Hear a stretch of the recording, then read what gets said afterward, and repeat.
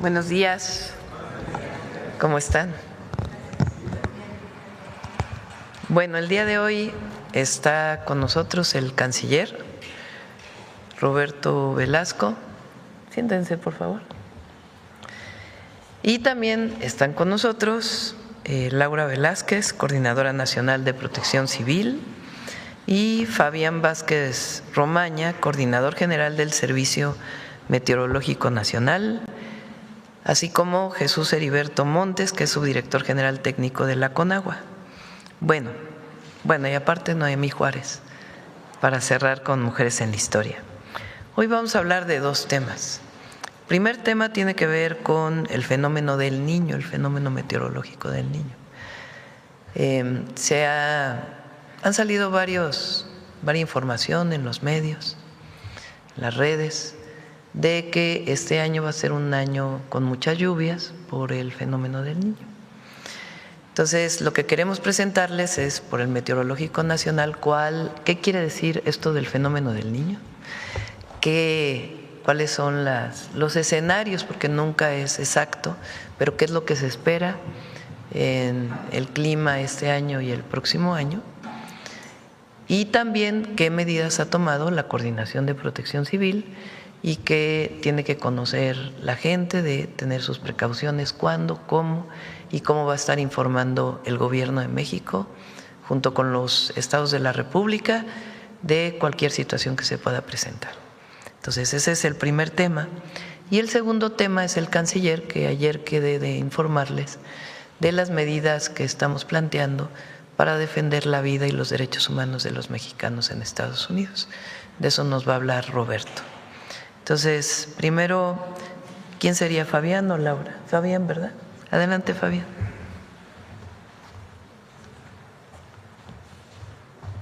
Gracias. Con su permiso, Presidenta. Me voy a pasar para acá para explicar más fácil.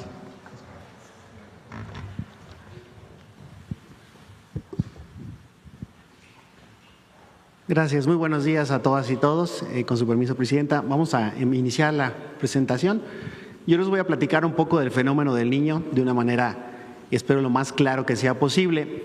Este es un evento climático que es un patrón atmosférico y oceánico, es decir, es una interacción entre la atmósfera y el océano que se presenta regularmente entre cada 2 y 7 años, es decir, es un evento que es cíclico, y justo es lo que estoy mostrando con esta gráfica.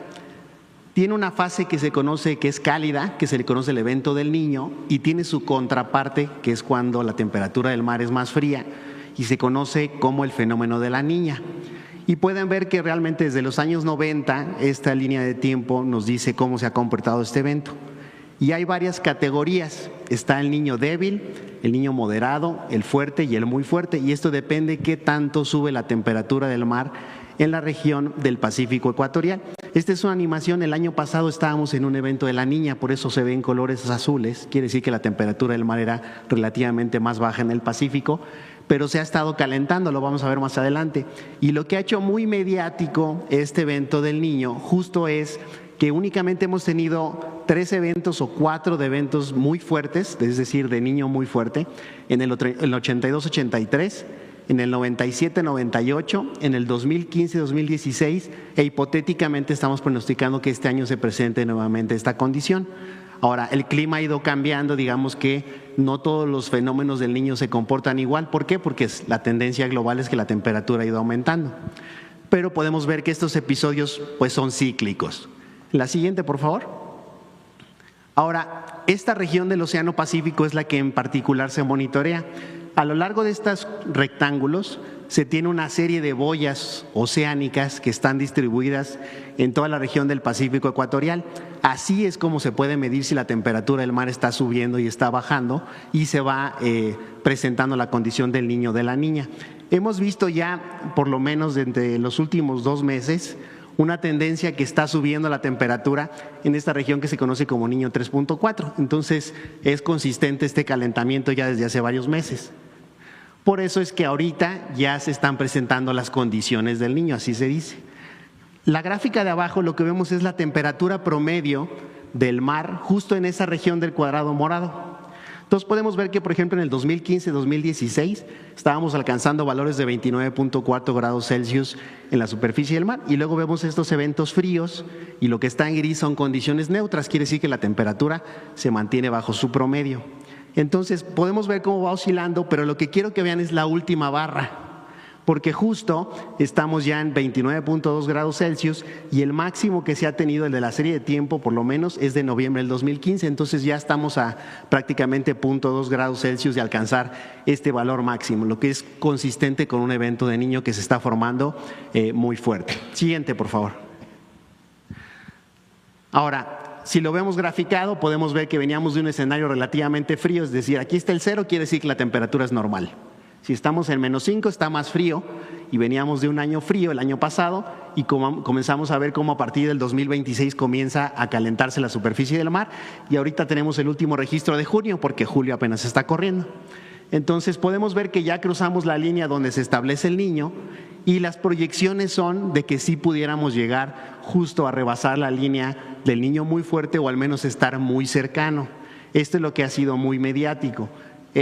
Estamos esperando que con esta tendencia, justo en el pico de la temporada de lluvias, septiembre, octubre, estemos alcanzando ya la fase de niño muy fuerte y el pico lo vamos a estar alcanzando por ahí de diciembre. Es decir, es un evento que es muy largo. Por eso, si veían en la gráfica, se dice como niño 82-83, este sería el niño 2026-2027, porque va a abarcar toda la temporada de lluvias, todo el verano, todo el invierno, toda la primavera del 27 y después ya comenzará a disiparse. Entonces vamos a estar hablando mucho del niño durante todo este tiempo. Ahora, si lo vemos en términos de probabilidad, podemos ver que ya todos los trimestres prácticamente están entre el 97 y el 100% de probabilidad de que se establezca, es decir, es casi inminente. Y lo que hay que ver es que justo para el trimestre de noviembre, diciembre y enero, vemos que esta línea en color rojo nos indica que ya hay un 63% de probabilidad de que sea un niño muy fuerte. Entonces, eso es lo que tenemos que tomar en cuenta y por eso es que ha sido muy mediático. Siguiente, por favor. Los impactos del niño. Tiene muchos impactos realmente a nivel global porque es un evento muy grande a nivel de escala, en tiempo y en espacio. Entonces, el primer evento que se ve relacionado a los efectos del niño es la actividad ciclónica. Si estamos considerando que las temperaturas del Océano Pacífico van a ser mucho más cálidas, esto es combustible para los ciclones tropicales y por eso es que estamos pronosticando o hay una correlación directa entre la cantidad de ciclones tropicales que hay en el Pacífico. Si está más cálido vamos a tener más huracanes en el Océano Pacífico, pero esto ocasiona que los vientos del Caribe sean muy intensos y por eso la cantidad de ciclones tropicales aquí baja. Entonces vamos a ver que va a estar mucho más activo el Pacífico, al menos es el pronóstico. Recordemos que estamos pronosticando que para este año vamos a tener entre 18 y 21 ciclones tropicales en el Océano Pacífico, únicamente llevamos 4, y en el Atlántico entre 11 y 15 llevamos 1, pero si comparamos con otros años, pues si este 18 a 21 sí está por arriba de los demás, es decir, va a ser un año muy activo. Ahora, no quiere decir que todos estos ciclones van a entrar al país, simplemente que vamos a tener mayor frecuencia de formación, pero muchos se van a alejar de la costa, otros probablemente se acerquen. Entonces, no se puede decir en este momento cuánto nos van a impactar en México, sino que simplemente va a ser mucho más activo. Siguiente, por favor. Este es un modelo conceptual de qué es lo que ocurre cuando se presenta un evento del niño en México. Lo primero que vamos a ver es para mayo-octubre, es decir, el verano. Estamos esperando que sean condiciones relativamente más secas en el centro del país y hacia el sureste. No quiere decir que no va a llover, justo está lloviendo. Lo que quiere decir es que va a llover por abajo del promedio o podría llover por abajo del promedio. Como les comentaba, no todos los eventos del niño son iguales. Entonces, es la importancia de estar monitoreando constantemente cómo se va comportando. Ahora, para el invierno, el periodo de noviembre-abril, estamos esperando que sea bastante húmedo el norte de México. Desde Baja California, Sonora, Chihuahua, etcétera, toda la frontera del norte del país va a estar muy lluviosa durante el invierno. ¿Esto qué quiere decir? Que vamos a tener más frentes fríos, más tormentas invernales. También se mueve la corriente en chorro hacia el sur y genera más ríos atmosféricos, que al final de cuentas es más lluvia para la parte norte de México, pero en el invierno. Entonces hay que tomarlo en cuenta porque este es el escenario para México. Siguiente, por favor. Si lo vemos en una línea de tiempo, ¿qué esperaríamos? No voy a leer todo porque es muy extenso, pero básicamente durante el mes de julio y agosto estamos previendo que la cantidad de lluvia a nivel nacional comience a ir a la baja. No va a dejar de llover, repito, pero va a llover un poquito menos del promedio, sobre todo en el norte, en el noreste, sur y sureste. Ya para septiembre y octubre esperamos que las lluvias regresen, nuevamente recordemos que septiembre es el mes con mayor actividad ciclónica, y en octubre pues ya comenzamos a tener la interacción con los frentes fríos, pero también estaríamos con lluvias por arriba del normal, sobre todo en el noroeste de México. Ya para noviembre, diciembre y enero vamos a tener más frentes fríos, vamos a tener condiciones lluviosas en el norte del país, y para el siguiente año, ojo, porque hay que tenerlo en consideración, normalmente si deja de llover, digamos, o llueve un poco menos en el verano, el siguiente año podríamos tener temperaturas más altas en la primavera. Entonces, seguramente podríamos ver más ondas de calor, que si hay más ondas de calor se relaciona con más incendios forestales y con problemas en la calidad del aire en las ciudades. ¿Sí? Entonces, hay que tenerlo en cuenta porque el primavera del próximo año podría ser muy calurosa. Siguiente, por favor. Este es en forma de mapa. Este es para el mes de julio, justo lo que veíamos. Lo que está en color café, llueve ligeramente, llueve por abajo el promedio. Lo que está en color blanco quiere decir que llueve normal, y lo que está en color verde, que llueve por arriba el promedio. Entonces, julio, vamos a ver una disminución en la lluvia en el noreste de México. Siguiente. Agosto, nuevamente lluvias por debajo del promedio en estas regiones. El monzón muy activo, lluvias por arriba del promedio. Perdón, se me está yendo la voz. Siguiente. Y septiembre, todo el mapa en blanco, quiere decir que llueve el promedio. ¿Sí? Entonces, este es el escenario que tenemos de pronóstico para los siguientes meses. Eso es cuanto, Presidenta. Perdón. Muchas gracias. Gracias. Laura. Gracias. Sí, por favor. Muchas gracias. Muchas gracias, Presidenta. Con su permiso, muy buen día para todos y para todas. Por instrucciones de la Presidenta de México, vamos a presentar a ustedes algunas acciones que realizamos de manera cotidiana y a lo largo del año por parte en materia de protección civil en la prevención, preparación y acciones de atención de emergencia durante toda la temporada de lluvias y ciclones y atendiendo las recomendaciones y pronósticos que nos otorga el Servicio Meteorológico Nacional. Damos inicio, por favor. Uno de los temas más relevantes es la comunicación directa que tenemos todos los días, varias veces al día tenemos una comunicación con nuestro director general del Servicio Meteorológico Nacional, nuestro compañero Fabián, quien nos mantiene informados de los pronósticos al día, y nosotros a su vez informamos a la población a través de las redes sociales, a los titulares de protección civil de las 32 entidades federativas y a todas las instituciones o dependencias federales y estatales para que estén enterados de los pronósticos que emite el Servicio Meteorológico Nacional. Evidentemente que es la instancia oficial y la que determina cuáles son los pronósticos mismos que damos a conocer para reactivar las acciones preventivas y de preparación en cada uno de los municipios. Mantenemos actualizados nuestros mapas de riesgos que estamos revisando en cada uno de los estados y de los municipios. Evidentemente que también tenemos un vínculo muy cercano con la Comisión Nacional del Agua, porque se vigila de manera común las presas, todos los cuerpos de agua que hay, que cruzan la República Mexicana, identificando cuáles son las zonas susceptibles de inundación o por deslave. Esto también es una información que damos a conocer muy puntualmente para las acciones preventivas y de preparación en cada uno de los estados. Y por supuesto, vigilamos los refugios temporales que están instalados y reactivados en cada uno de los municipios en donde tenemos el mayor registro o pronóstico de lluvia o de zonas inundables. Hay un equipo que se despliega por parte de la Coordinación Nacional de Protección Civil a estos municipios, se revisan las condiciones condiciones de los refugios. Tenemos distribuidos a lo largo de todo el territorio nacional estos refugios previstos para la atención a la población que resulte afectada por las lluvias o por la presencia de algún ciclón.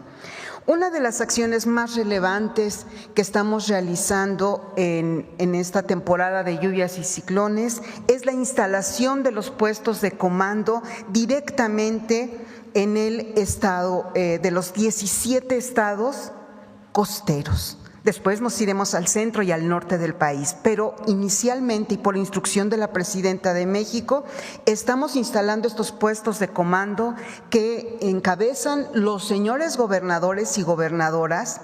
Además, están presentes en esta instalación los presidentes y presidentas municipales, la representación federal que encabeza principalmente la Defensa, la Marina, la Guardia Nacional, la Secretaría de Infraestructura, Comunicaciones y Transportes, CONAGUA, el Servicio Meteorológico Nacional, la Comisión Federal de Electricidad, Pemex, el sector educativo y el sector salud, la representación federal de cada estado, además de todo el gabinete ampliado de los gobernadores y gobernadoras y, repito, los presidentes municipales.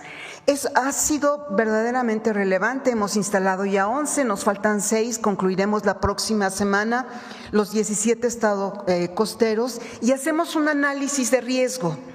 Revisamos cuáles son las ubicaciones de los arroyos, de los ríos, cuáles son los niveles de las presas, cuáles son los estados que son susceptibles ahora con este fenómeno del Niño que acaba de comentar el titular del Servicio Meteorológico Nacional, que puede ser susceptible, principalmente en el Pacífico. Estamos vigilando estos posibles impactos o a aquellos que pasen muy cercano del territorio nacional.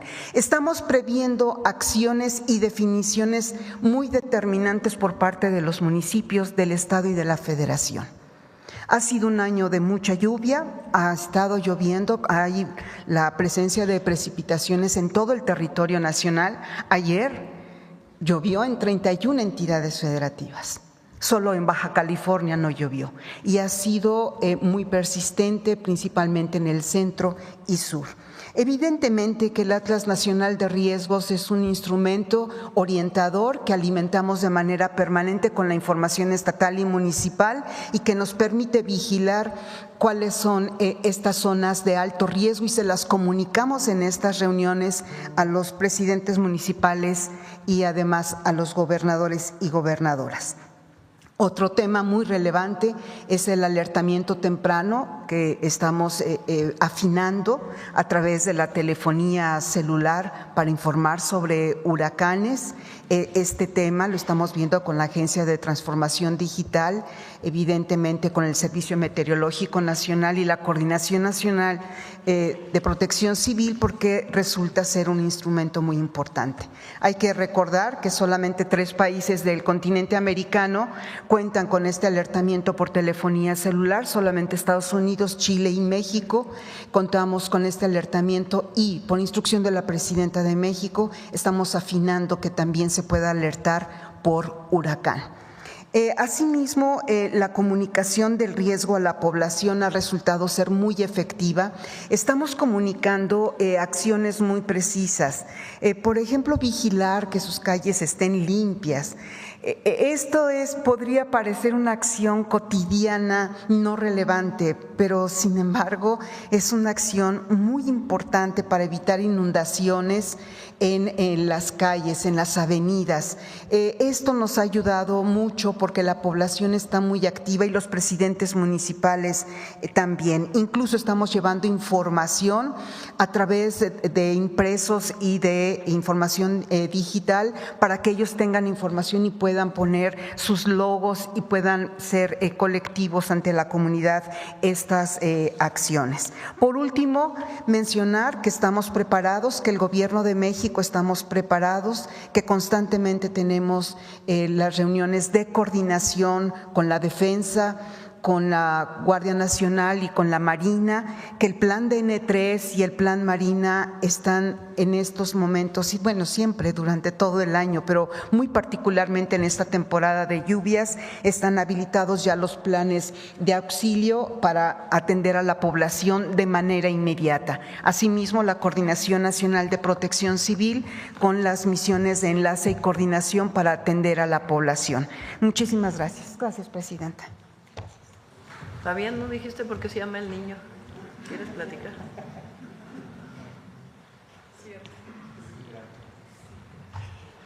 Gracias. Bueno, el fenómeno del niño se llama justo porque cuando se descubrió que había este calentamiento en la superficie del mar, es justo los pescadores que están frente a la costa de Perú son los que lo descubrieron y lo asociaron porque recuerdan que les decía que en diciembre va a ser el máximo, entonces lo asociaron al niño Dios. Y por eso este afloramiento de agua y demás lo llamaron el fenómeno del niño, y la contraparte pues ya vino por consecuencia como la niña, pero es eso, porque se asociaba al niño Dios y fue la costa de Perú. Gracias. Bueno, a ver si no me equivoco, Fabián y Laura. Este año y el próximo se espera que el fenómeno del niño sea de mayor intensidad, de acuerdo con los estudios. Recuerden que en meteorología, en el clima, no se puede decir exactamente qué va a pasar, sino es la probabilidad de que ocurra algo, sobre todo de acuerdo a los estudios previos. Entonces espera que este año y el próximo sea muy intenso el fenómeno del niño, que es el calentamiento del océano Pacífico principalmente. ¿Qué consecuencias puede tener para el país? Que haya lluvias más intensas, particularmente en el norte de México, hacia finales del año. Y también la probabilidad de que haya más ciclones, incluso más intensos. Si van a llegar a la costa o no, no se puede saber hasta unos días antes. Entonces, bueno, eso es por un lado, y además probablemente sequía el próximo año en el centro del país. Esas son las probabilidades. ¿Qué tenemos que hacer? Pues alertar a todos los estados de la República, a toda la gente, a todas las mexicanas y mexicanos de esta situación. Y Laura, como coordinadora de Protección Civil, lo que está haciendo es instalar puestos de mando en todos los estados primero que tienen costa, particularmente en el Pacífico, y después ya irá hacia el centro del país. Y vamos a seguir informando. El objetivo es que en 2 meses más o menos tengamos listo el alertamiento telefónico para que se pueda informar a toda la gente, a todas las mexicanas y mexicanos, y particularmente en ciertas zonas, en acuerdo con las compañías telefónicas, un alertamiento. Por ejemplo, naranja, la probabilidad de que haya más lluvia es mayor, toma tus precauciones. O roja, de plano, viene un ciclón, toma tus precauciones, no salgas de tu casa, en fin. Entonces, esto va a estar en 2 meses, se está trabajando, pero la verdad desde el año pasado, tiene sus complicaciones técnicas, pero esperamos que en 2 meses esté listo, ya lo informaríamos, y también para que todas y todos tengan esta información científica que se puede traducir en algunos riesgos para la población. Bueno, esto es sobre el niño. Ahora vamos con Roberto, con el canciller, para que nos platique qué estamos proponiendo para mayor defensa de las y los mexicanos en Estados Unidos. Adelante. Con su permiso, Presidenta, buenos días. Si vamos a la siguiente lámina, y pues quiero empezar con cuál es la situación que tenemos en este momento, y quiero decirles que hay una situación muy dolorosa. La realidad es que a Lorenzo Salgado le quitan la vida agentes de ICE hace unos días, el pasado 7 de julio. Recibe una serie de disparos en este incidente que pues obviamente tiene que ser investigado con absoluta seriedad, como han exigido sus familiares, como pues hay una exigencia pública de que se haga. Además de esto, como ustedes saben, pues el número de personas mexicanas que han perdido la vida en distintas situaciones relacionadas con acciones realizadas por ICE o con centros de detención de ICE se eleva a 17 personas mexicanas, de las cuales 14 han sido bajo custodia de ICE, es decir, en centros de detención, y 3 en operativos de ICE, como fue el caso de Lorenzo. Públicamente se han reportado 58 casos de personas de distintas nacionalidades que han perdido la vida en centros de detención de ICE en 2025 y 2026. De ellas, como pueden ver, 14 fueron de nacionalidad mexicana, además de estas 3 que mencionábamos que perdieron la vida en operativos. Tenemos ya, como hemos hablado antes, una serie de acciones en curso, además de las que vamos a dar a conocer el día de hoy. Tenemos un acompañamiento legal y humanitario permanente de los consulados a las familias agraviadas, con pleno respeto a su dignidad y a su duelo. Esto tiene que ver con apoyo económico, tiene que ver con apoyo para su representación legal, tiene que ver con apoyo para el traslado de restos, en fin, con todos los apoyos que corresponden a la parte consular y el apoyo que tiene que dar el Gobierno de México a las familias que han pasado o están pasando por esta muy trágica situación.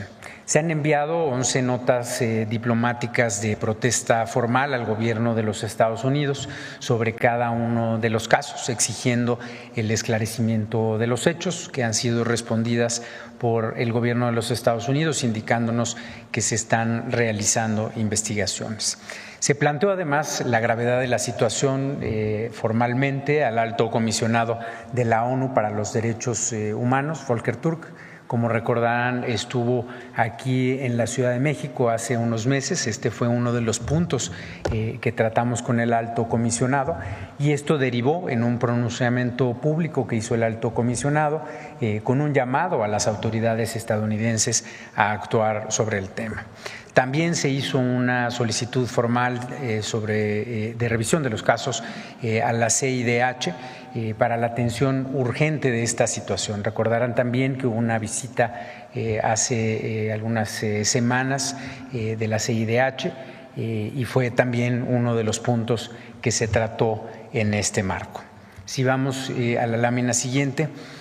¿Qué acciones vamos a iniciar ahora? Y la presidenta nos ha instruido que iniciemos acciones legales contundentes para responder a esta tragedia tan dolorosa que estamos viendo, y que actuemos con contundencia para responder pues a esta demanda, a esta necesidad que hay de proteger los derechos humanos de los mexicanos que se encuentran en Estados Unidos.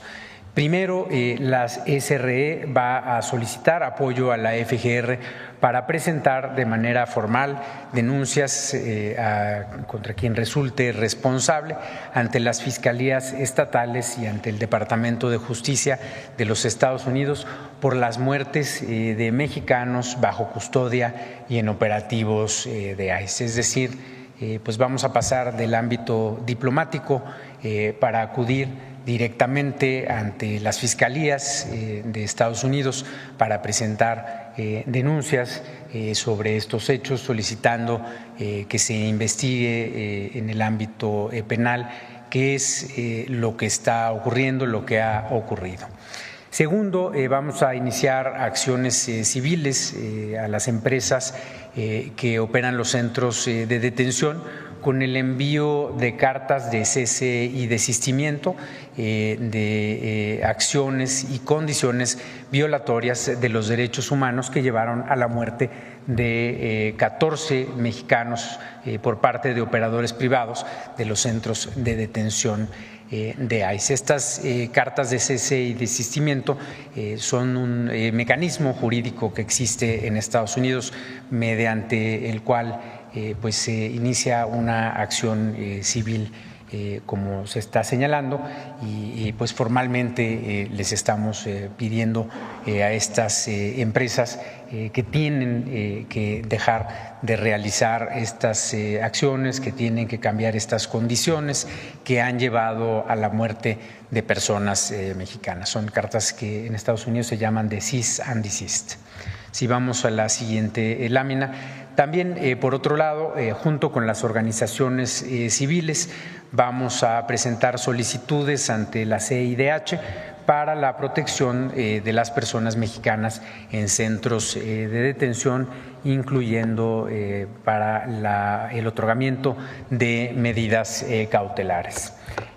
Cuarto, vamos a exigir al Alto Comisionado para los Derechos Humanos de la ONU, a Volker Turk, la protección de los mexicanos en los centros de detención de ICE, en particular de cara a los nuevos casos que se han presentado después de esta primera solicitud formal que se hizo ante el Alto Comisionado. Además de eso, naturalmente, pues que vamos a continuar la comunicación con el Departamento de Estado, con el Departamento de Seguridad Interior y con distintas autoridades de Estados Unidos. La presidenta pues nos ha pedido que esto sea una prioridad. Yo me he comunicado también con el embajador Roberto Lazzeri para que pida reuniones de inmediato para seguir atendiendo este tema con todas las autoridades correspondientes, incluyendo del Congreso de los Estados Unidos, y lo mismo le he indicado a la subsecretaria Cristina Planter.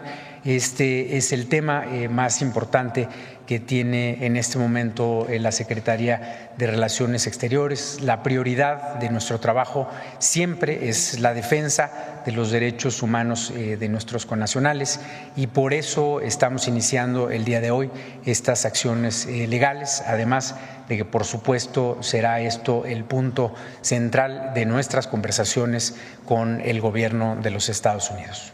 Esto sería, presidente. Bueno, pues esta es la información del día de hoy y pasamos a las preguntas. A ver, la compañera. Buenos días, presidenta. Julia Bonilla, del periódico La Razón de México, y al mediodía con Javier Solórzano.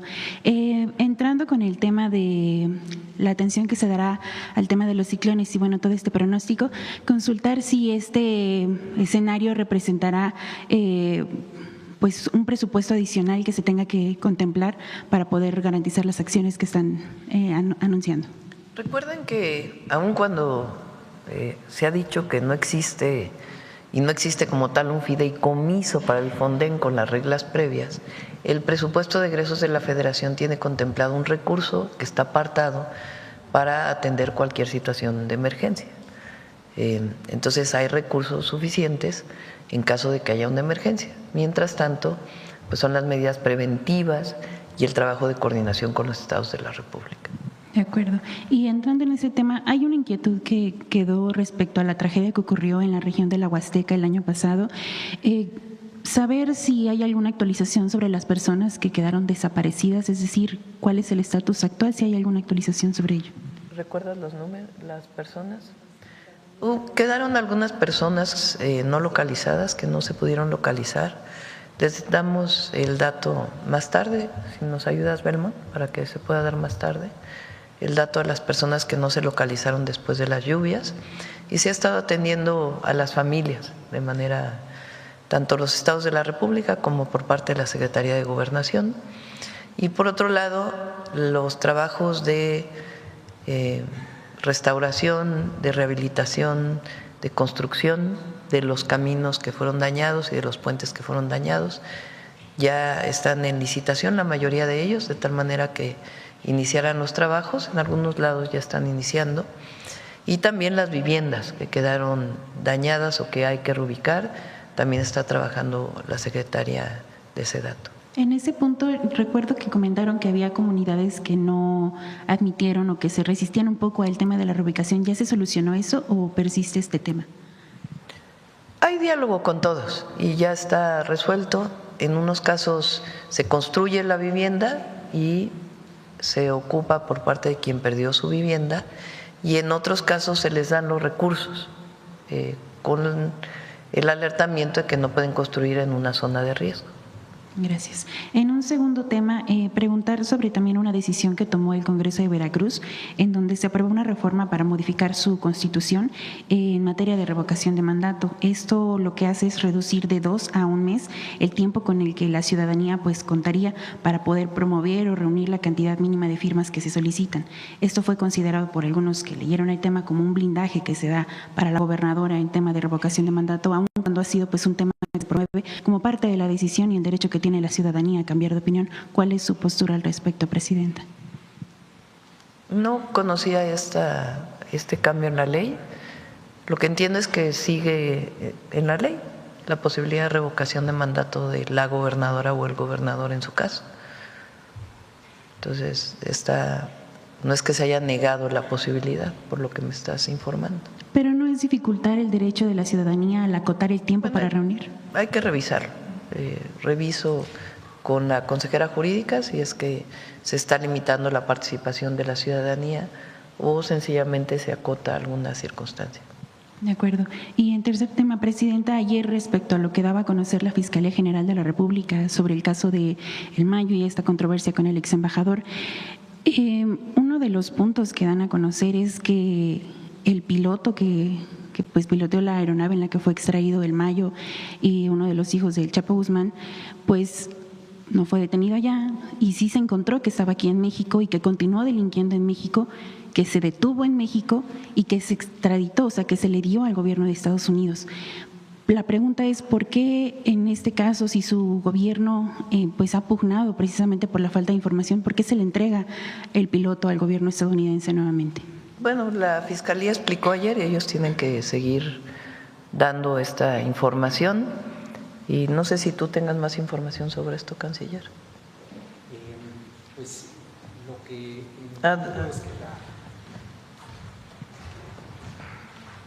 Lo que entiendo es que esta información es posterior a que se hace esta extradición, pero esta es información que la FGR tendría que explicar. ¿Y no resulta un inconveniente precisamente que se haya entregado al piloto cuando pues podría haber servido como una pieza clave para que México supiera qué ocurrió o cómo ocurrió? Hay que ver las condiciones en las cuales se entregó. La Fiscalía ayer lo informó y la Fiscalía tendría que plantearlo y le pido al canciller pues que revise el caso para que podamos dar más información. ¿Tiene claridad sobre si fue la entrega durante el periodo de Gertz Manero o con la actual Fiscalía? No tengo esa información yo. La Fiscalía ayer la reportó. A ver si la fiscal puede darnos más información hoy mismo de esta particularidad para que les podamos informar.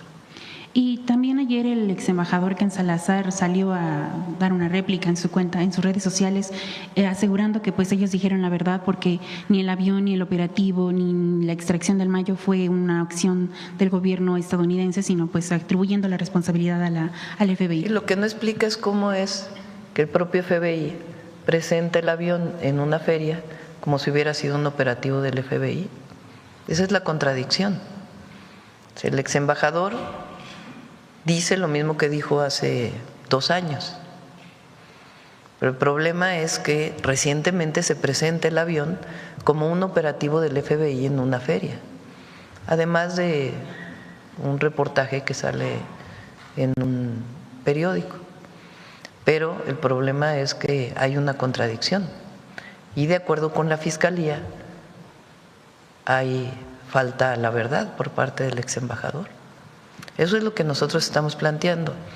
Hay quien ha dicho, y esto es muy importante, que la presidenta no debería de preocuparse por este tema y debería de ocuparse de otros temas. Me ocupo de todo lo que me corresponde, todos los días.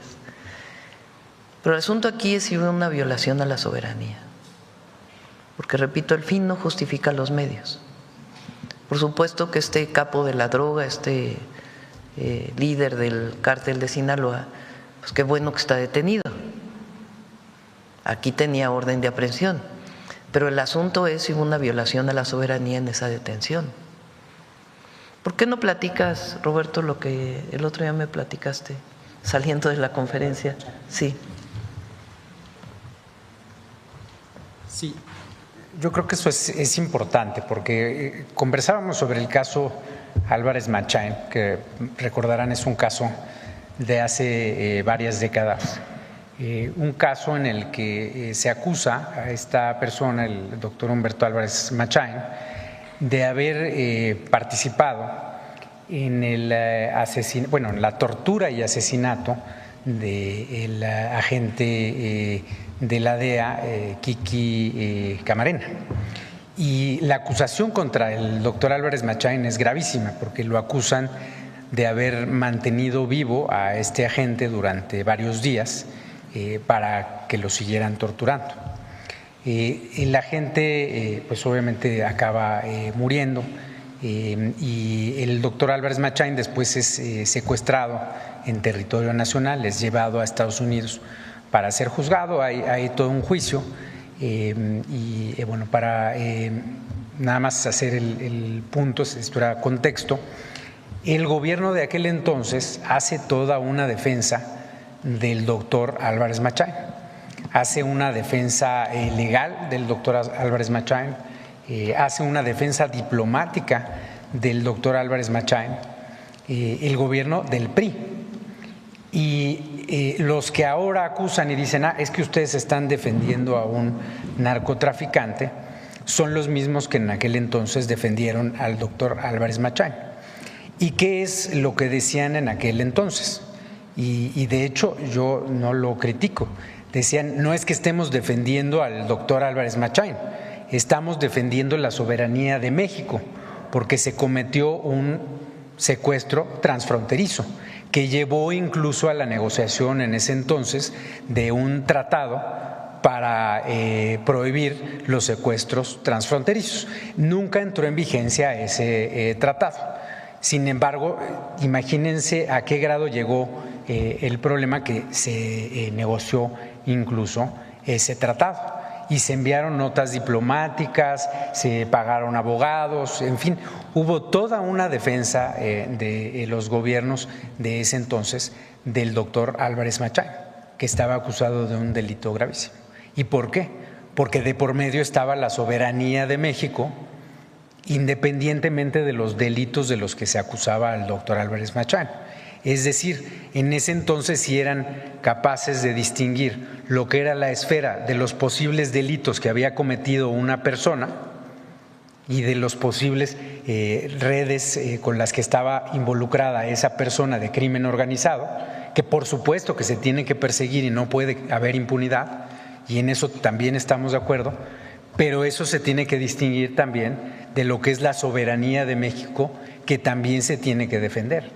Y ahora esas mismas personas que criticaban o defendían antes esta postura, mejor dicho, ahora critican la postura del gobierno de México. Qué gran incongruencia, ¿no? Qué gran inconsistencia. Porque antes aplaudían y decían, es una gran defensa de la soberanía, y ahora dicen está mal el gobierno de México. Ahí dejamos esa pregunta. Con esto que comenta el canciller, ¿se haría un replanteamiento también por esta vía para establecer o fijar algún término dentro del entendimiento o tratado con Estados Unidos para que deje de extraer o, pues sí, para atender este tema? Lo primero que para nosotros es relevante y debe ser relevante para todas y todos los mexicanos es la violación a la soberanía, como se hizo en aquel entonces y como lo estamos haciendo ahora. Porque ellos dijeron una cosa cuando viene la llegada de estos dos narcotraficantes a Estados Unidos y después dicen otra cosa, que sí participó directamente la agencia. Es más, muestran el avión como un operativo. Entonces, por eso nosotros se lo planteamos a la Fiscalía General de la República y también lo que eso significó en México. Porque no solamente es la violación a la soberanía, sino lo que ocurrió posteriormente en Sinaloa, al provocar un conflicto interno en un grupo delictivo, por ellos. Entonces, ¿no reforzarán este replanteamiento con Estados Unidos? Lo decimos todos los días en la relación que tenemos y en este momento consideramos que hubo omisión, mentira por parte del ex embajador. Y por eso le planteamos a la Fiscalía que hiciera, dado que tiene abierta una carpeta de investigación sobre este tema, pues que incorporara esta parte en la carpeta de investigación. Es muy relevante, como fue relevante en su momento lo que otros gobiernos hicieron. Okay. Por último, Presidenta, nada más para precisar, tengo entendido que esta semana empezaría lo de la liberación de la mosca estéril de gusano, contra gusano barrenador. Nada más saber en qué precisión está el plan. Y también por otra duda, porque en el registro diario de los casos, bueno, lo revisamos a diario y hace 2 días apareció el primer registro de caso del gusano barrenador en Sinaloa, que era una de las 5 entidades que permanecen libres, pero al día siguiente desapareció el caso. Consultándolo con Senacica, comentan que sí se identificó en Escuinapa, pero era un caso proveniente de Jalisco. Nada más, ahí la pregunta 1 es, ¿esto no representa aún así un riesgo de que se propague la infestación en el estado de Sinaloa, si le reportaron esto? Y 2, nada más tener claridad en los tiempos para la planta. Lo más importante en esto es esta nueva tecnología que se va a usar, que por cierto no está nueva porque ya se usó hace 40 años. Ahora lo que tienen pues es un nuevo esquema para la producción de esta especie, de esta mosca o de esta variedad, no sé exactamente cuál sea el nombre biológico. ¿En qué consiste?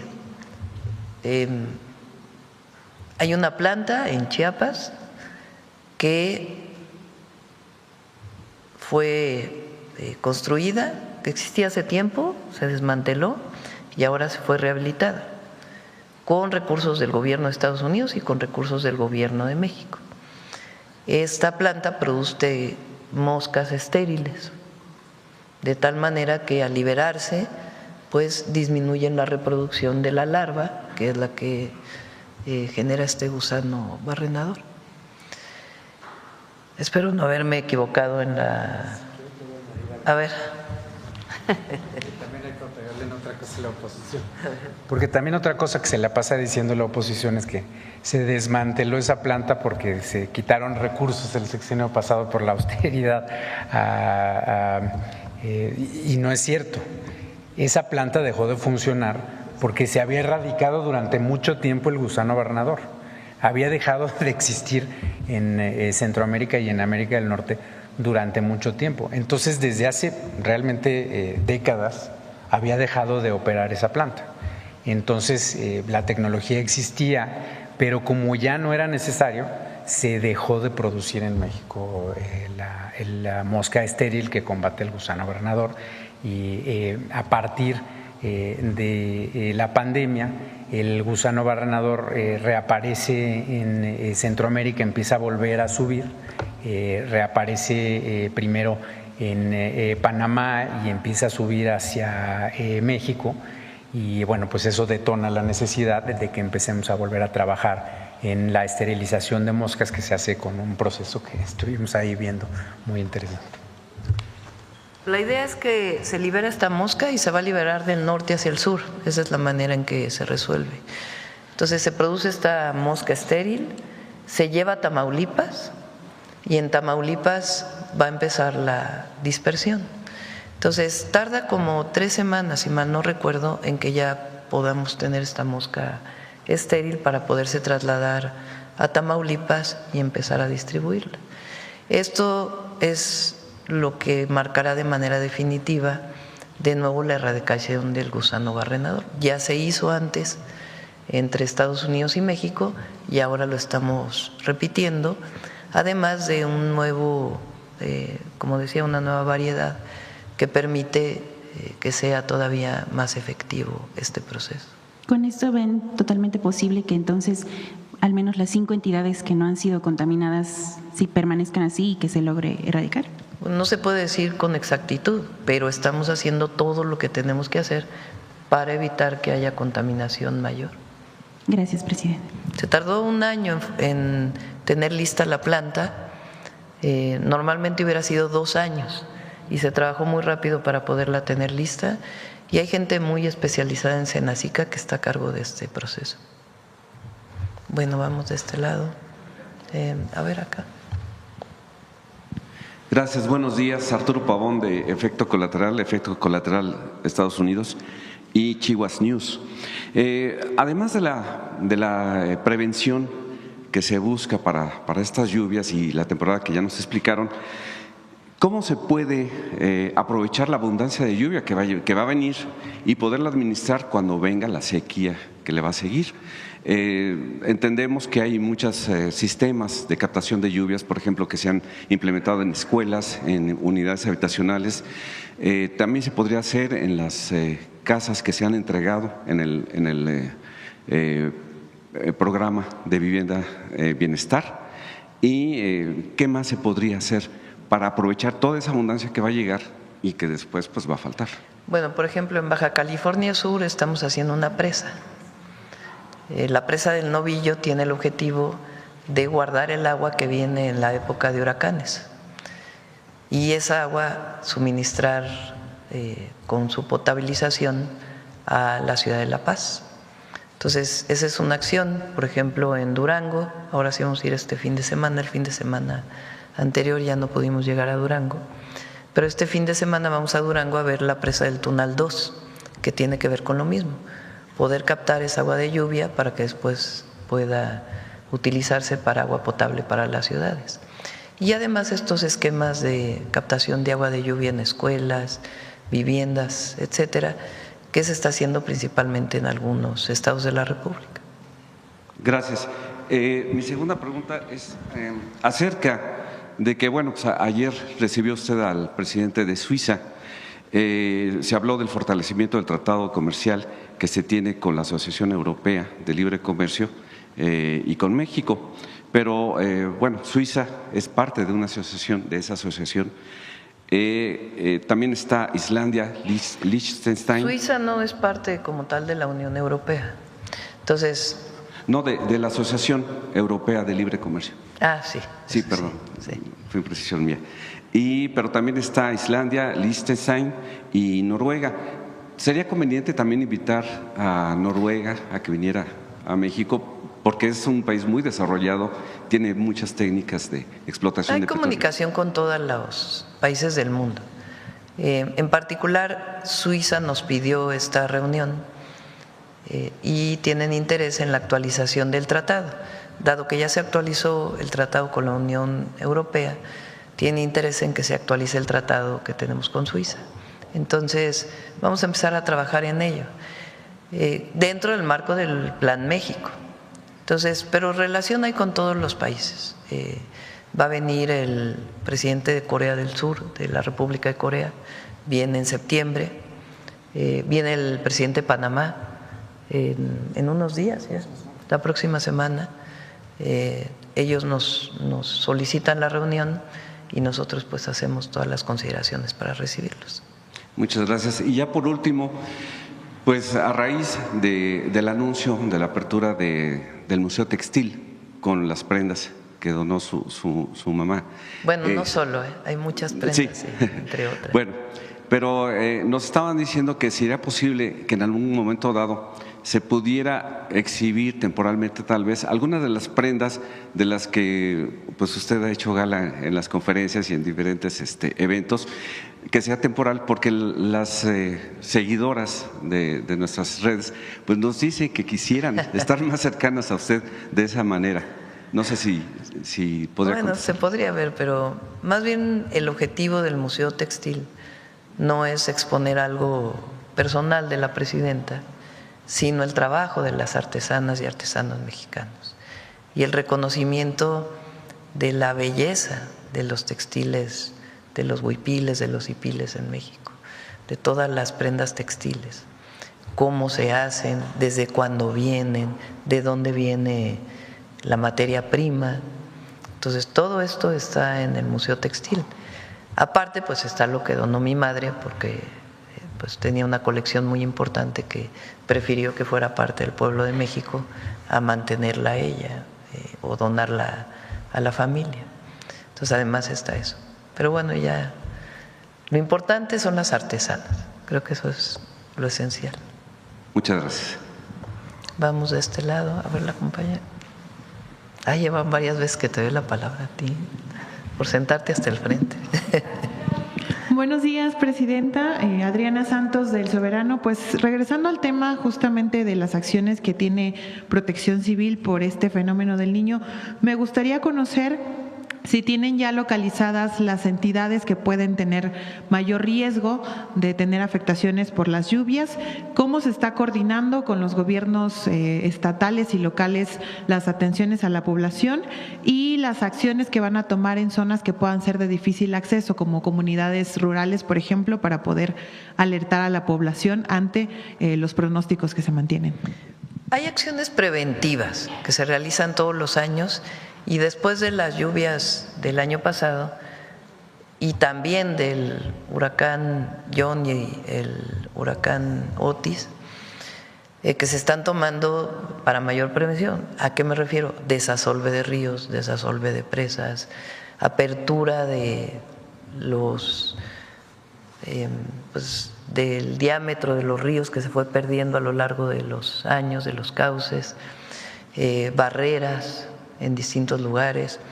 Se está haciendo en Guerrero, en Oaxaca y en Tabasco también, particularmente en Guerrero, en Acapulco, y en muchos otros lugares. Por ejemplo, en Tula también estamos terminando el trabajo de apertura de los cauces que inició con el presidente López Obrador, y ahora con las lluvias que hubo en la Huasteca también se está desasolvando los ríos. Todas esas acciones son preventivas. También pues que los caminos estén en buen estado para permitir el movimiento de las personas. Esas son las acciones preventivas. La otra muy importante es el plan de N3 y el plan Marina, que son acciones que se toman siempre, es decir, son programas que tiene la Marina y tiene la Defensa, en donde no requieren ninguna orden, sino que funcionan en el momento que hay un fenómeno meteorológico, antes y después. Y por otro lado, todo el trabajo que hace Laura, que es instalar los puestos de mando en los distintos estados de la República y tener recursos suficientes en caso de que se necesiten. Son las medidas que hacemos de protección civil. Y ahora, pues, dada la condición que vamos a tener este año, pues incluso estamos trabajando en el alertamiento telefónico. Presidenta, también me gustaría conocer pues cómo ayuda o cómo va a ayudar la tecnología actual para participar, o bueno, más bien anticipar justamente los impactos o efectos de los fenómenos meteorológicos, teniendo en cuenta pues ahora que anuncian que próximamente se va a dar a conocer este alertamiento en los celulares de parte de Protección Civil para que la población… El alertamiento de los sismos aquí en el Valle de México, que ahora no solamente es la alerta que hay en las bocinas del Sistema de Protección Civil y el C5 de la Ciudad de México, sino también en el teléfono, que ya no suena la alarma a partir de cierta magnitud de los sismos, de acuerdo con los lugares en donde están puestos los medidores para poder alertar con 1 minuto, 2 minutos de anticipación, dependiendo del tipo de sismo, a la población. Bueno, de la misma manera, ahora lo que buscamos es que en el teléfono, en acuerdo con el Meteorológico Nacional y la Coordinación de Protección Civil, pueda alertarse a la población. Por ejemplo, toma tus precauciones, escucha la información oficial, porque hay un huracán que se acerca a las costas del Pacífico y la probabilidad de que llegue a uno u otro estado es muy alta. Cuando ya se ve que va a llegar, no salgas de tu casa, en fin, un alertamiento mayor.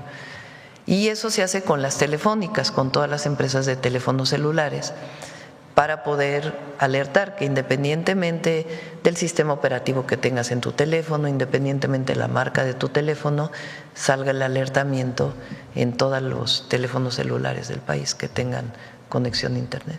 ¿Cómo pone a la vanguardia nuestro país justamente el funcionamiento de este alertamiento telefónico en caso de desastres naturales? Pues como bien dice Laura, en el continente americano solamente está en Estados Unidos y en Chile. Seríamos nosotros, bueno, ya lo tenemos para sismo y ahora sería para el alertamiento de huracanes.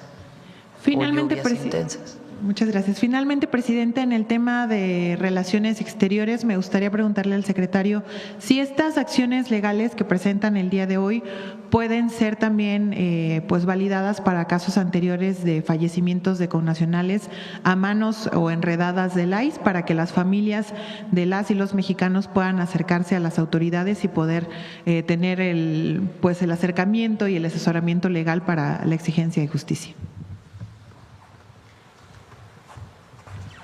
Sí, van a ser para todos los casos, no solamente para el más reciente, van a ser para todos. Muchísimas gracias. Vamos de este lado. Gracias, presidenta. Buenos días. Karina Aguilar, de Diario 24 Horas.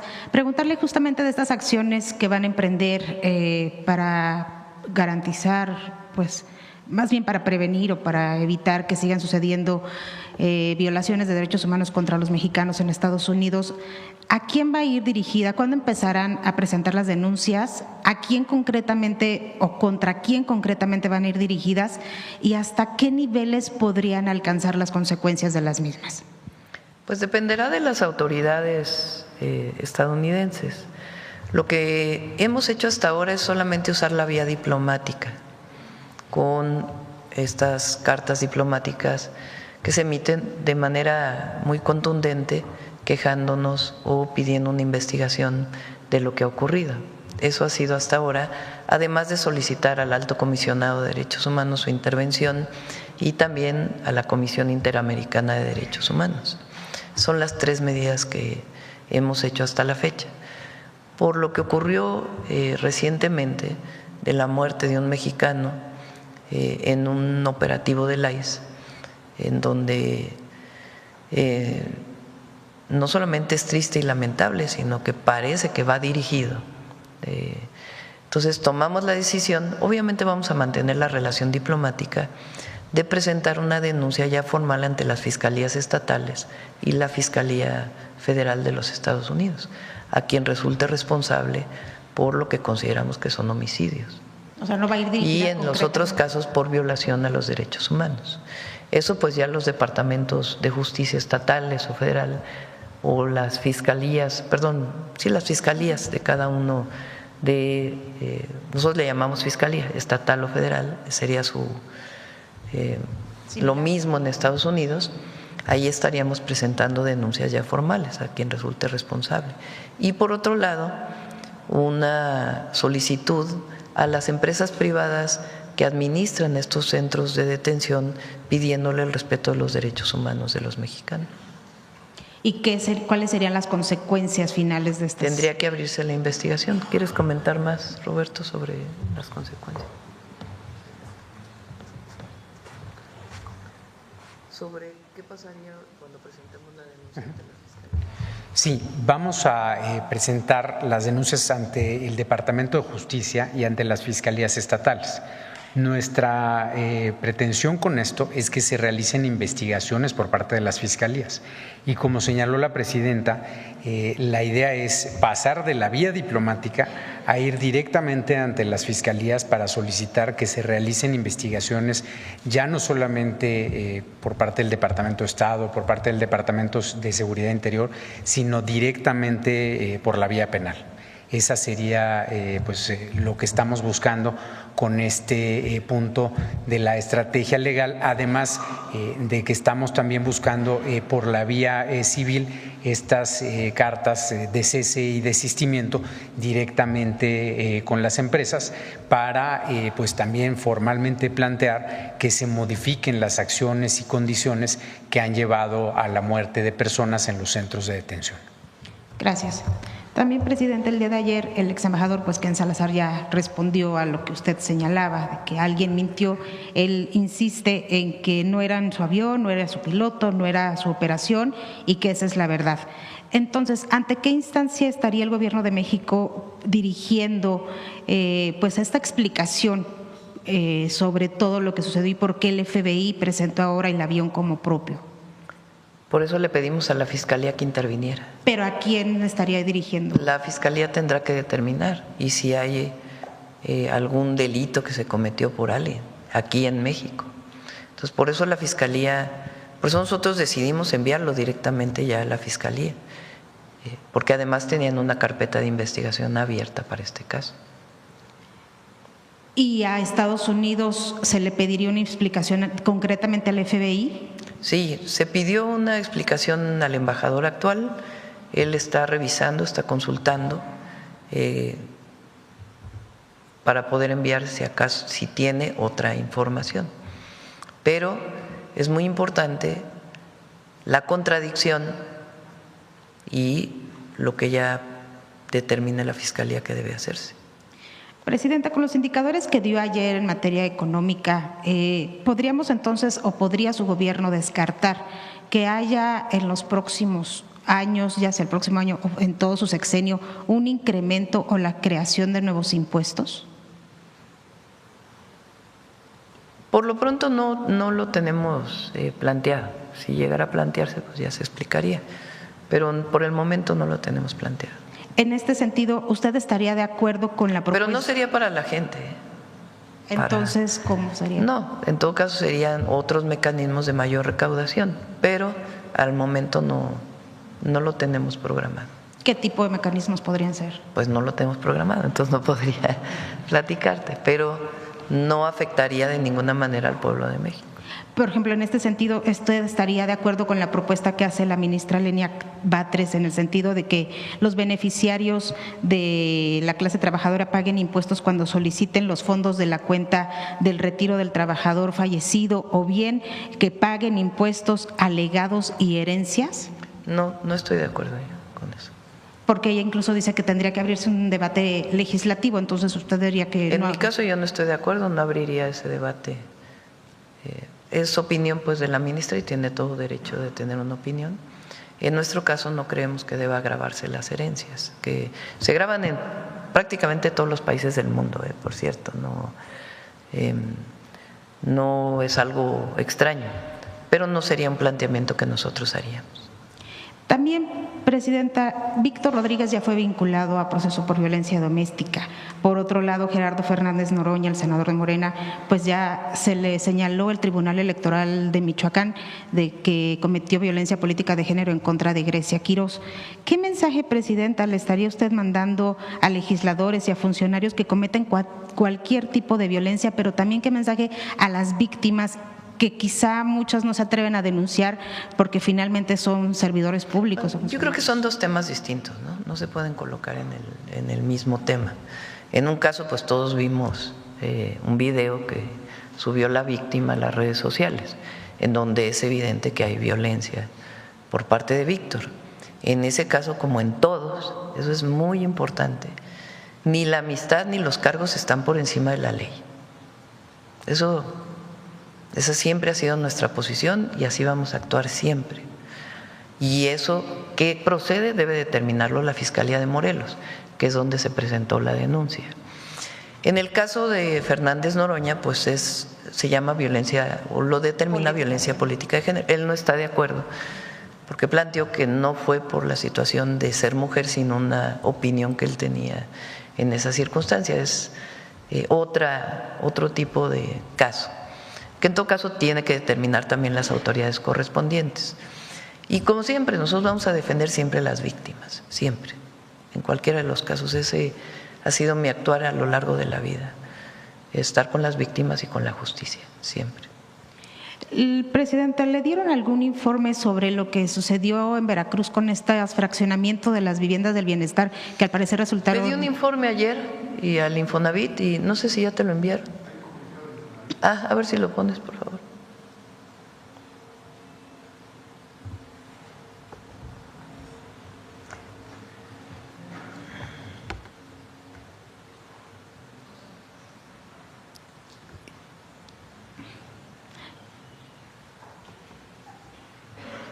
Por lo pronto, Presidenta, ¿qué garantías habría de que esto no sucedería en otros fraccionamientos? Pues vamos a ver exactamente qué se hacen. Ahí donde se hacen las viviendas, se hace análisis de riesgo, se presentan impactos, es decir, no es nada más, pues aquí hay un terreno, vamos a construir algo. No.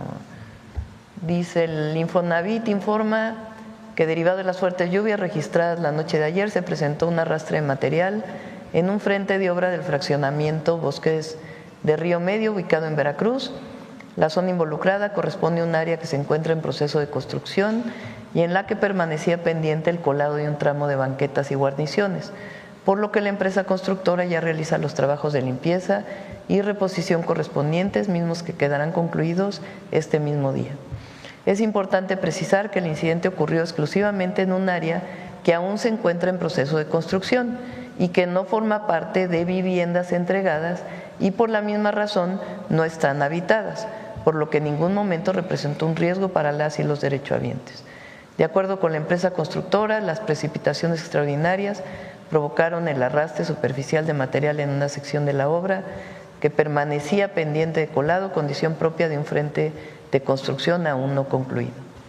Esta situación no corresponde a una afectación de las viviendas ni a una falla en la construcción del desarrollo, sino a un efecto derivado de las lluvias sobre un elemento que aún se encontraba en ejecución. Asimismo, el Infonavit mantendrá una supervisión permanente de este conjunto habitacional para verificar que los trabajos de reposición concluyan conforme a la normatividad aplicable y que el proyecto cumpla con los estándares de calidad y seguridad establecidos en beneficio de las y los futuros acreditados y sus familias. Gracias. Vamos de este lado.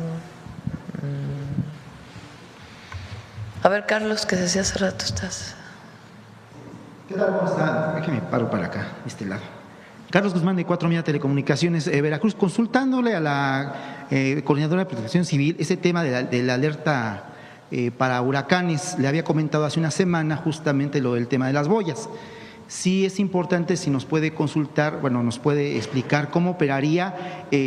Para la alerta sísmica se emite un sonido muy fuerte, muy chillante, dirían por ahí. En el caso del alertamiento de huracanes, ¿sería el mismo sonido o cómo se haría? Justamente eso lo platicamos en gabinete hace 2 días, que me presentaron la alerta y justamente les dije, tengan cuidado de qué tipo de sonidos se usan, porque una cosa es un alertamiento previo, toma tus precauciones, es posible, es factible que vaya a llegar un huracán, y la otra ya es riesgo, ¿no? Quédate en tu casa, no salgas, lluvias intensas. Entonces todavía se está trabajando en los sonidos que va a tener la alerta. Y este otro alertamiento que le consultábamos, bueno, México es vanguardia en el tema de alerta sísmica. Estados Unidos con los radiecitos que se tienen, que son los NOAA, si no mal recuerdo, la titular de Protección Civil sabrá exactamente el término técnico, pero esos radios y ese sistema puede emitir otro tipo de alertas. Le consultaba el tema de sequía, que mencionaba por ahí el director del Servicio Meteorológico Nacional. No sé si se contempla para el próximo año, que va a ser un fenómeno muy intenso a partir del mes de marzo, si no mal recuerdo lo que mencionaba. Si se contempla también el alertamiento por sequía o por calor extremo, como aquí en la Ciudad de México, que después de 30 grados pues sentimos que nos asamos. ¿Quieres comentar algo, el meteorológico? Adelante. Gracias. Bueno, todos estos fenómenos meteorológicos están normados, digamos, internacionalmente por la Organización Meteorológica Mundial.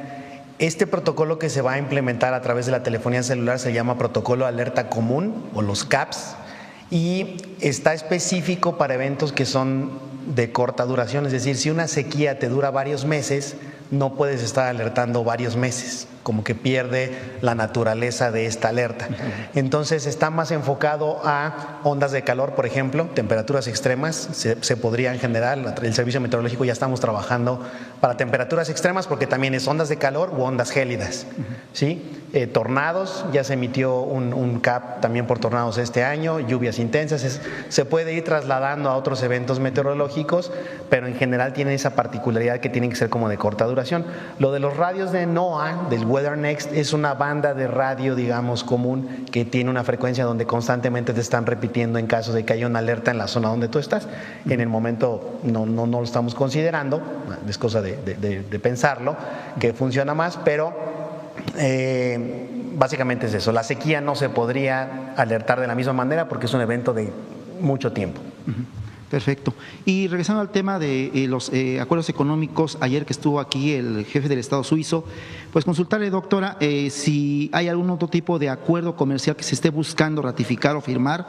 Está la Unión Europea, que ya nos decía por ahí la presidenta del Senado que ya le llegó lo que es la notificación allá a la Cámara Alta. En el caso de Suiza, si no me recuerdo, no es nada más con el Estado suizo, son con 3 o 4 países. ¿Y qué otro acuerdo con Europa se estaría contemplando, obviamente como segunda vía a los Estados Unidos, doctora? Por el momento nosotros no estamos contemplando algo en particular, normalmente viene a solicitud. Estamos, por ejemplo, trabajando con la República de Corea, no un tratado de libre comercio, pero algunos mecanismos que permitan la importación de productos de Corea y la exportación de productos de México hacia allá. Esencialmente, hasta ahí estamos trabajando. Y ya para finalizar temas legislativos, se rumora que serían 2 integrantes del Partido Verde que pudiesen estar tanto en el Senado de la República encabezándolo como en la Cámara de Diputados. No sé si nos pueda dar opinión respecto a ese tema. No, le corresponde al Congreso. Ahí sí no me meto. Perfecto. Gracias, doctora. Gracias. A ver, de este lado, a ver la compañera, pues.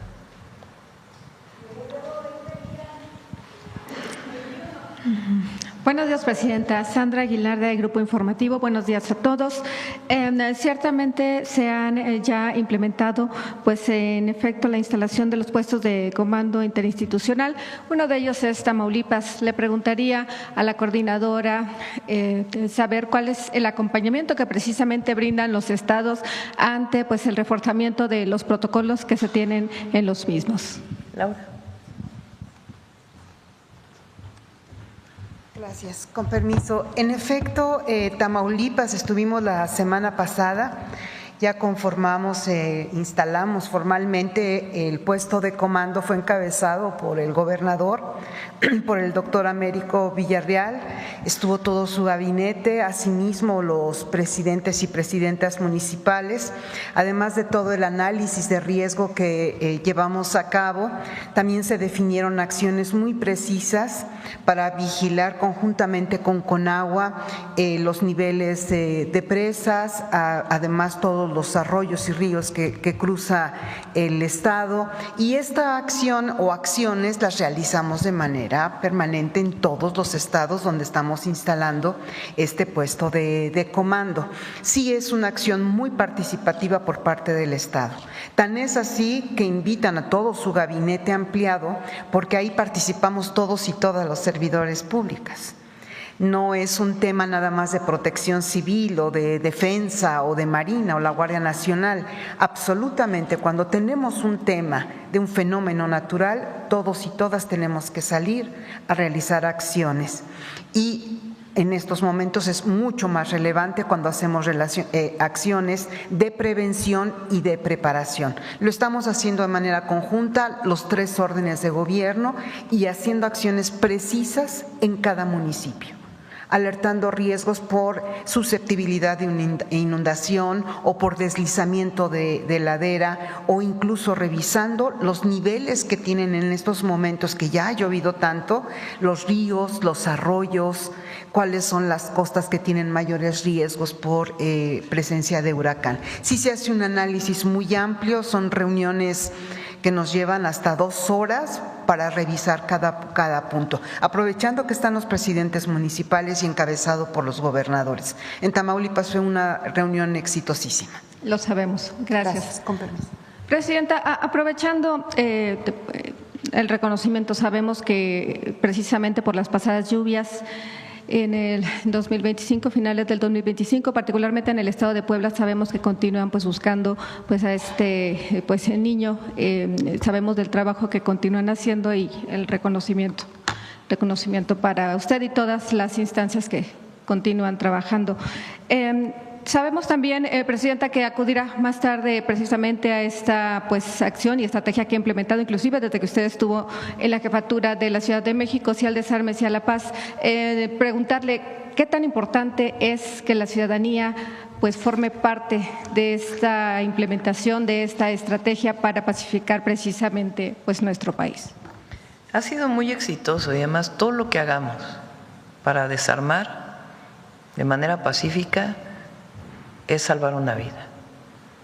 En la medida que las familias entregan armas que poseen sin investigación e incluso se les da recurso económico por la entrega de armas, es quitar un instrumento que puede provocar una muerte, es pacificar. Entonces, el día de hoy vamos al atrio de la Basílica de Guadalupe porque este es un programa, sí al desarme, sí a la paz, que hacemos con las iglesias, pero particularmente con la Iglesia Católica, porque es un lugar de confianza en donde las personas pueden ir a entregar las armas y nos facilitan los atrios y muchas veces ayuda a la Iglesia Católica en esta acción, en este programa que es sumamente noble. Entonces vamos al atrio de la Basílica, ahí iniciamos el programa el año pasado y vamos a dar los números. El día de hoy es el Día Internacional de la Destrucción de Armas, creo. A ver cómo se llama exactamente. Por eso lo hacemos el día de hoy. La defensa va a informar también no solamente del programa Sí al Desarme, Sí a la Paz, sino también de las armas que ha incautado y cómo se destruyen esas armas. Entonces, por eso vamos el día de hoy ahí a la Basílica. Finalmente, Presidenta, preguntarle, las 17 personas fallecidas en Estados Unidos, ¿llegará la justicia para ellas y para sus familias? Sería todo de mi parte. Vamos a hacer todo lo que esté en nuestras manos. Lo que no podemos es ser omisos frente a los mexicanos que han fallecido en operativos de ICE o que estaban detenidos en estos centros de detención que operan empresas privadas contratadas por ICE. Entonces, por eso estamos emprendiendo más acciones y, por supuesto, vamos a estar atentos a ello, internacionales y dentro de Estados Unidos, y todo el apoyo y solidaridad que requieren las familias que han perdido un familiar o a un familiar que tienen detenido, que su único delito, el gobierno de México está obligado a dar atención consular a todas y a todos los mexicanos que lo soliciten, pero particularmente a mexicanas y mexicanos cuyo único delito es trabajar en los Estados Unidos de manera honesta. Le agradezco, Presidenta. Buen día. Gracias. Vamos a ver, allá, atrás. Buenos días, Presidenta. Yaret Arciniega, de Revista Fortuna. Presidenta, no son pocos los reportajes y documentales en Estados Unidos que dan cuenta de los casos de narcotraficantes de sustancias como fentanilo y opioides que entran a una prisión en Estados Unidos, que son ciudadanos estadounidenses y que cubrieron penas y hoy están fuera de la cárcel. Es decir, hay un contraste entre las penas que se les da a los ciudadanos estadounidenses y cómo se actúa también con los narcotraficantes que son mexicanos. En este sentido, Presidenta, su gobierno ha considerado que este asunto de los cárteles, la narrativa que tiene Estados Unidos sobre esta situación de seguridad en México y su papel, pues no solo actualmente, sino desde hace décadas en el tráfico de drogas, pues es una táctica como la que se manejó en Venezuela con el cártel de los soles, para que con estas narrativas Estados Unidos pueda tener acceso al país, que pueda tener injerencia como lo hizo en Venezuela? Estados Unidos, a través de estas acusaciones, ha buscado tener injerencia en México. Nosotros tenemos un tratado de extradición con Estados Unidos que se valora siempre por parte de México la extradición o no de una persona, de acuerdo con los tratados de extradición. Pero lo que nosotros siempre hemos dicho y lo sostenemos es que si hay droga que viene de México o de otros lugares y entra a Estados Unidos, ¿cómo se distribuye? ¿Cómo se vende? ¿Dónde está el dinero de la venta de esa droga? ¿Dónde se lava el dinero? Es decir, no solamente hay delitos, porque son delitos en México, y nosotros colaboramos con Estados Unidos porque no queremos que la droga llegue ni a sus jóvenes ni a los jóvenes mexicanos. Y siempre vamos a colaborar con ello en el marco de nuestras soberanías. Sin embargo, también pensamos que se debe actuar. Recientemente el director de la DEA habló de corrupción dentro de la DEA, de varios agentes de la DEA que estuvieron involucrados en su relación con algún cártel de la droga mexicano o de otro lugar del mundo. Entonces, lo que nosotros decimos es que se actúe allá y también que se pare la entrada de armas de Estados Unidos a México, de igual manera que nosotros colaboramos para ello. Aquí recientemente puse, por poner un caso, porque ha ocurrido en otras ocasiones, en otros sexenios, el caso de Miguel de la Madrid, de sus memorias. A ver, ponlo otra vez, ese capítulo, esas páginas que yo leí.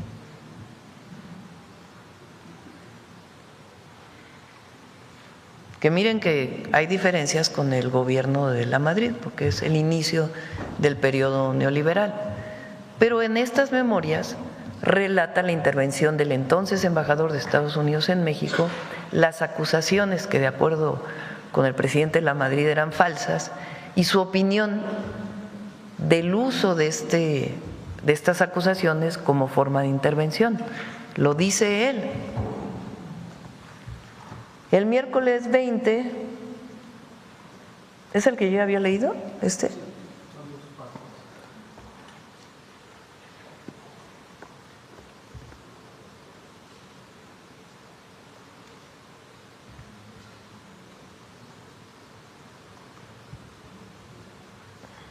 No fue esta parte que leí, pero la podemos leer de todas maneras. El miércoles 20, Gavin viajó a Washington para exponer al presidente Ronald Reagan sus puntos de vista sobre el particular. Es que no sabemos qué es el particular. A ver.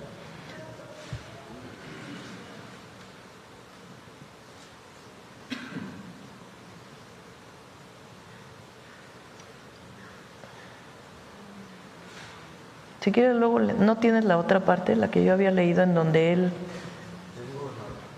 Sí, incluso de un familiar de él y luego al final de su frase. Después leemos esta, que no la ubico en este momento.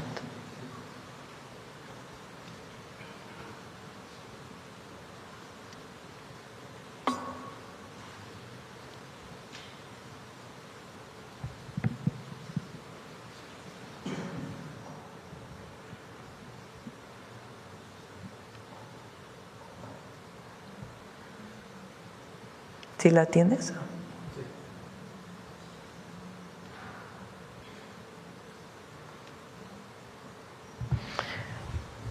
Tiene que quedar muy claro de nuestra parte, lo he dicho varias veces, no lo escucha quien no lo quiere escuchar y pretenden que no se ha dicho. Nosotros no vamos a defender a nadie siempre y cuando haya pruebas.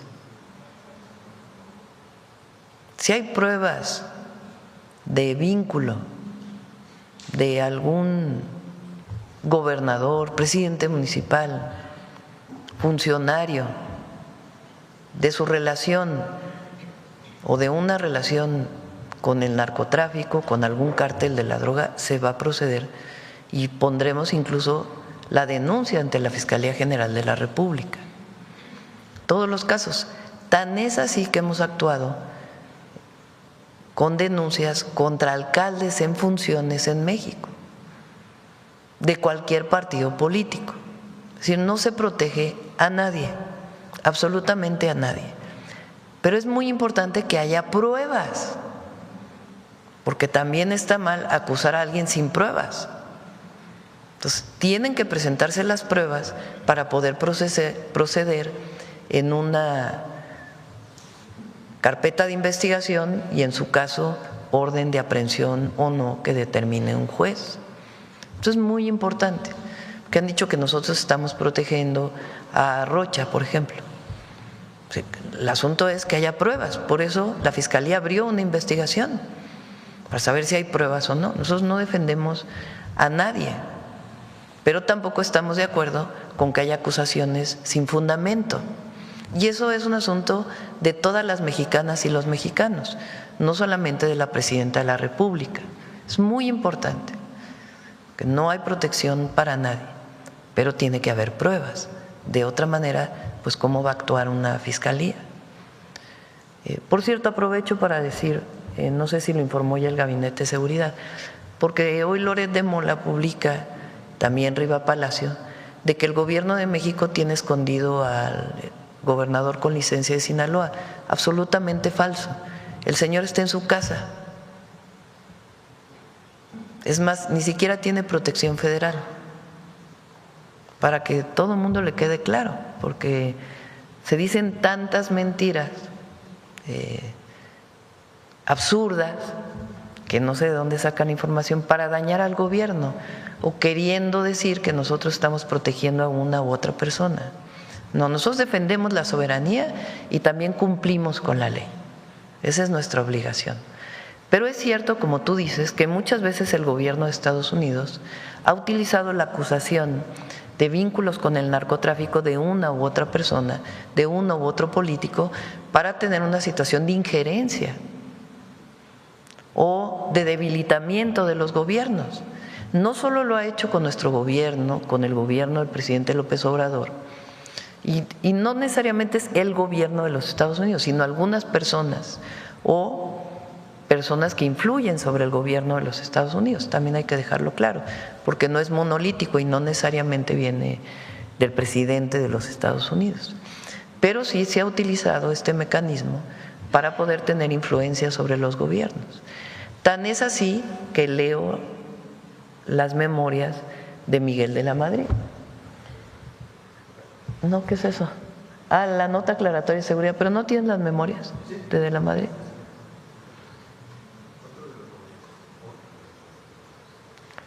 Otro de los gobernadores que me mencionó Gavin era el embajador de Estados Unidos en México en aquel entonces, fue el de Jalisco, Enrique Álvarez del Castillo. Al escuchar su nombre en dicha lista, me pareció que las afirmaciones del embajador rayaban en el exceso. Pues francamente no creo en absoluto que Álvarez del Castillo esté metido en el narcotráfico. Entre otros, también mencionó al gobernador de Zacatecas, José Guadalupe Cervantes Corona. Cuando le pedí pruebas, fíjense, o sea, es otro presidente, no otro sexenio que dice, deme pruebas. Cuando le pedí pruebas ante acusaciones que me parecieron increíbles, me contestó, señor presidente, donde hay humo hay fuego. Tuve que responderle que yo no podía actuar de esa manera, que las leyes mexicanas exigen que antes de perseguir a alguien demostremos su culpabilidad. En todas las ocasiones en que Gavin vino con esos chismes, yo cuidé que García Ramírez remitiera oficios a la embajada norteamericana pidiendo información precisa sobre los comentarios que me había hecho el embajador. Lo malo fue que Gavin no solamente me hacía a mí esos comentarios, sino que seguramente los circulaba entre las autoridades norteamericanas y los filtraba a la prensa. También en esos días se manejó mucho en la prensa el rumor de que un primo mío, primo de presidente de la Madrid, Edmundo de la Madrid, estaba ligado al narcotráfico. Yo no siento que ello haya dañado demasiado mi imagen personal, dentro o fuera del país, aunque es claro que a los críticos y a los resentidos les da gusto señalar que el presidente de la República tiene un pariente enviciado. Los hechos, según me los confirmó posteriormente el Procurador General de la República, señalan que después de haber realizado una investigación de muchos meses en torno a la posible culpabilidad de Edmundo de la Madrid, las autoridades no tienen indicio alguno de que esté involucrado en el tráfico de drogas. Como quiera que sea, el problema del narcotráfico va a continuar generando presiones crecientes en las relaciones entre México y Estados Unidos, porque el narcotráfico es un problema muy serio para los norteamericanos. Iremos manejando las presiones, pero serán siempre motivo de conflicto. El hecho, por otro lado, es que en México el narcotráfico también es creciente. Sigue más adelante, ¿no? Ah, no, ya era otro tema. Esto es algo que se dijo en el 89, 90. Y podemos hablar de muchísimos casos de este tipo. Pues hoy mencioné que una de las motivaciones pues es la injerencia. Es una de las motivaciones. ¿Por qué? Porque tenemos comunicación. Y aquí se hacen las investigaciones unas y allá también tienen que hacerse las investigaciones de lo que ocurre en Estados Unidos, porque ahí es donde se vende la droga. Nada más recordar, Presidenta, que en Venezuela, después lo del cártel de los soles, se dijo como que… Se dijo que era falso, incluso dicho por ellos mismos, así es. Así es. Presidenta, volviendo al tema de las armas, me gustaría preguntar al secretario de Relaciones… Y hay muchos otros casos que podemos mencionar aquí, históricos. El caso Irán-Contras, ese caso es tremendo, de utilización de cárteles para llevar armas, para luchar, porque no estaba permitido oficialmente, en contra de un gobierno que no coincidía con el gobierno de Estados Unidos, que ya en algún momento podemos también hablarlo aquí. O el propio caso que aquí hemos mencionado de Rápido y Furioso, nada más que en ese caso sí fue con la autorización del gobierno de México. En este caso, Presidenta, me gustaría preguntar al secretario de Relaciones cómo va el caso de las armas, precisamente, que Estados Unidos ha enviado a México. ¿Nuestro país logrará que se reconozca que se exportan armas a nuestro país como un negocio que alimenta otros delitos? Bueno, ya lo reconocieron. Ahora le doy la palabra a Roberto. Ellos lo reconocieron en aquel informe que hace el Departamento de Justicia poco antes de que saliera el presidente Biden, diciendo que en efecto cerca del 75% de las armas que se incautan en México provienen de los Estados Unidos. Ellos ya lo reconocieron. Y en el entendimiento que tenemos con ellos ahora, con el gobierno del presidente Trump, reconocen que algo fundamental que deben hacer ellos es incautar las armas que vienen hacia México. Pero no sé si quieres mencionar también las demandas. Con su permiso, Presidenta, claro. Bueno, en cuanto a la demanda que todavía tenemos contra las armerías, se encuentra todavía en la fase de descubrimiento de pruebas. Esta demanda continúa. Como sabes, hay una que bueno, ya no subsiste, pero hay una más que sigue su curso y bueno, pues obviamente que le vamos a dar seguimiento y estamos pues abocados en que salga bien esta fase de descubrimiento de pruebas. Esa es una vía. Pero además, como señaló la Presidenta, pues por supuesto que por la vía también del trabajo que tenemos en materia de cooperación en seguridad, también continuamente en todas las mesas que tenemos con Estados Unidos, es el principal punto que hemos llevado de prioridad para México y pues continuamente hemos visto que Estados Unidos pues está no solo reconociendo, sino que pues están ellos mismos viendo cómo en su frontera encuentran armas, encuentran municiones y nosotros también seguimos encontrando armas y municiones y además en México tenemos como parte de la cooperación un sistema que se llama E-Trace, que es un sistema de Estados Unidos, de ATF, que es la autoridad que tienen ellos para todo el tema de armas. Y ese sistema nos da acceso a su rastreo de armas, nos permite rastrear los números de serie y con ese sistema E-Trace lo que vemos continuamente de las armas que son incautadas en México es que aproximadamente el 70% de las armas que son incautadas en nuestro país con información de la base de datos de ellos, son armas que tienen su origen en Estados Unidos. Entonces, pues esto obviamente que muestra que el origen sigue estando en Estados Unidos y bueno, estamos viendo afortunadamente, como se mostró hace unos días, el propio embajador de Estados Unidos lo dio a conocer en sus redes sociales, que hubo incluso una operación en Estados Unidos para incautar armas que estaban por enviarse a México y detener un grupo de personas que estaban involucradas con ese envío de armas. Muchas gracias, Presidenta. Ya para finalizar, en la semana pasada, Presidenta, Revista Fortuna tuvo que asumir que la empresa UPAX de Ricardo Salinas Pliego no tenía un contrato con el IMSS, como lo dijo aquí el director general del IMSS. Sin embargo, acabamos de publicar una nota periodística con información de que ese instituto tripartita, pues de que van a cancelar el contrato que sí tenía la empresa. Nos referimos a la empresa UPAX, que tiene, y también a la empresa Nexus, que sí tenía el contrato para el registro de proveedores. Presidenta, esta empresa Nexus también tiene pues relación con Ricardo Salinas Pliego, nos dimos cuenta a través de una investigación, y preguntarle en este sentido, ¿por qué las compañías de este empresario quieren seguir siendo proveedoras del gobierno y lo hacen a través pues de este tipo de triangulaciones, Presidenta? Pues vamos a pedirle a SOE que aclare, porque aquí en la mañanera dijo que no había ningún contrato, y esto que mencionas pues hay que ver a qué se refiere. Entonces vamos a pedirle que hoy mismo SOE pueda aclarar este tema.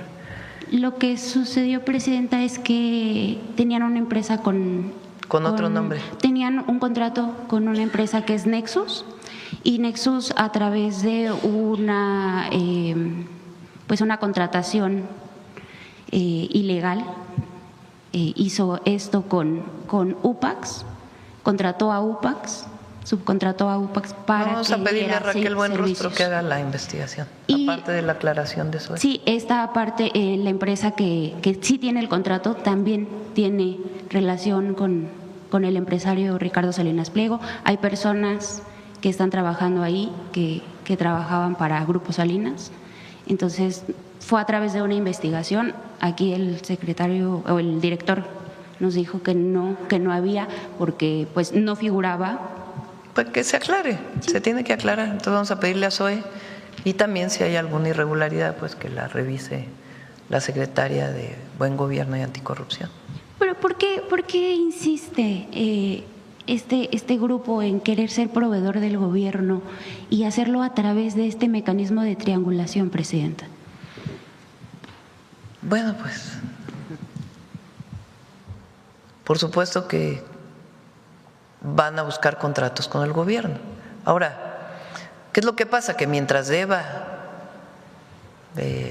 tenga deudas con el SAT, aunque las está pagando, pero pues hasta que no pague todo, pues no pueden venir otros contratos. Es con esta empresa y con otras. No es un asunto exclusivo de este grupo empresarial, sino de otros grupos empresariales. Entonces, pues vamos a pedirle a Raquel que pueda decir si hay falta a la normatividad, si hubo algún dolo en esta contratación, y a SOE para que aclare. Fuentes cercanas al tema también nos dieron a conocer que se va a cancelar este contrato, que ya están en proceso de cancelar este contrato, pero pues ¿de qué manera se blindaría? O sea, que se aclare primero si hay alguna ilegalidad en contratar. Y segundo, ¿cómo es este contrato? Primero, ¿cómo es este contrato y cómo se contrató? Y segundo, ya la Secretaría Anticorrupción y Buen Gobierno que determine si hay alguna irregularidad o alguna ilegalidad en esta contratación. Muchas gracias, Presidenta. Gracias. Que tenga buen día. Igualmente. Pues yo creo que terminamos. Bajó la inflación, sí es cierto. Por ahí está todavía más. 3.37, dato mensual de junio. Llegó a 4.59 en marzo y después bajó 4.45, 3.94 y para junio está en 3.37. Todavía mejor que lo que dijimos ayer. Estoy pensando si digo algo, ¿no? Pero sí lo voy a decir. Sobre el periodista argentino que ayer mencionamos aquí en la mañanera, porque hizo él una aclaración. Lo primero, ese me da risa, porque él se justifica diciendo que solo habló del fútbol, como dicen ellos. ¿Cómo? O sea que estaba hablando de la selección nacional, ¿no? O sea, no, dice, no es a todo el pueblo de México, solo al fútbol. Bueno, pues nos ofende igual porque nadie debe ofender a la selección nacional. Nadie. Es igual. Nada más que esta es la última vez que hablo de ella. Porque después todavía dijo otras calumnias, pero ya no voy a entrar, porque habla por sí solo pues de la xenofobia, porque dicen, no es al pueblo si los ofendí. Pero sí es al fútbol. Bueno, entonces a la selección, ¿no? Entonces, nosotros también defendemos a la selección nacional y no permitimos que haya una ofensa, aunque fuera de broma, de esa categoría. Pero habla de quiénes. Esos son los asesores de la derecha mexicana. Bueno, vamos a Mujeres en la Historia.